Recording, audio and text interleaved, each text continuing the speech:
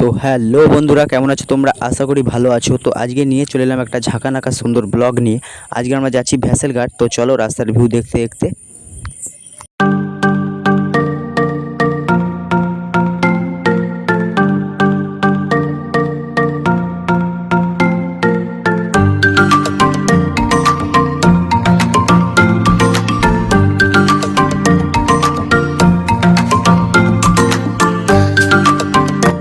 8 নম্বর ঘাট ভ্যাসেল ঘাটের যে বিকেলবেলা যে সৌন্দর্যগুলো সেটাই আমি আজ তোমাদেরকে দেখাবো।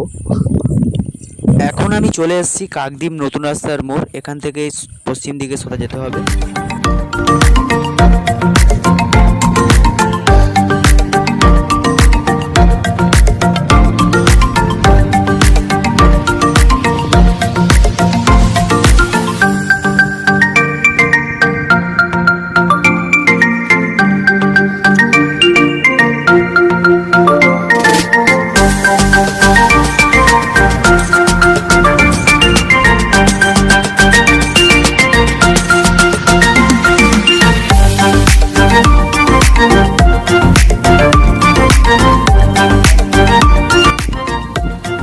তো ফাইনালি আমরা পৌঁছে গেছি 8 নম্বর ঘাট ভ্যাসেল ঘাটে।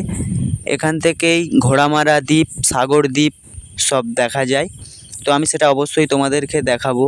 এখন এত লোকজনের ভিড়, কারণ এখন নদীতে ভাটা পড়ে আছে, তাই কোনো ভ্যাসেল যাচ্ছে না। এরা সবাই যাবে সাগর দ্বীপ নয় ঘোড়ামারা। এখানে এলে একটা আলাদা মজা। তো চলো আগে কিছু খেয়ে নিই, তারপরে কথা হচ্ছে। আর দেখতে পাচ্ছ এখানকার যে সৌন্দর্য, ভিউ, এগুলো একটা আলাদাই ব্যাপার। সবাই একবার করে আসবেন, দেখা পাবে। তো এখন আদিশম্ভুর চানা আমরা খাবো। কেমন এই প্রকৃতির মধ্যে আদিশম্ভুর চানা খেলেই তোমাদের মন ভুলে যাবে। একবার এসে টেস্ট করে দেখতে পারো। মাজিদ কাকা খাচ্ছে, আমার হাতে প্লেটটা চলে এসেছে। এবার আমি খাওয়া শুরু করবো। চলো খেয়ে নিয়ে তারপরে কথা হচ্ছে। দেখতে পাচ্ছ এখন ভাটার কারণে ভ্যাসেল চলাচল করতে পারছে না, তাই জন্য কোনো ভ্যাসেল যেতে পারছে না ভাটার কারণে। আর ওদিকে দেখতে পাচ্ছ, জুম করে তোমাদের দেখাচ্ছি, ওই দ্বীপটা হচ্ছে সাগর দ্বীপ। এখান থেকে ভ্যাসেল ছেড়ে লোকজন যাবে ওখানে সাগর দ্বীপে। আর এদিকে যে দেখতে পাচ্ছ ছোট মতন, ওটা হচ্ছে ঘোড়ামারা দ্বীপ, ওইখান থেকেও যাবে ভ্যাসেল। এখন ভাটার কারণে যেতে পারছে না, এটা থানা। আর এখন চেকে এলএনটির কাজ চলছে। দেখতে পাচ্ছ এটা হলো 8 নম্বর ঘাট থেকে সাগর দ্বীপ একটা ব্রিজ হচ্ছে। এলএনটির কাজ চলছে। ভাটার কারণে তো যাওয়া আসা করতে পারছে না। এখানকার যে সুন্দর ভিউটা বিকেলের টাইমে এলেই বুঝতে পারবে সবাই সুন্দর। তো চলো কিছু সিনেমাটিক শট দেখে নাও এক নজরে।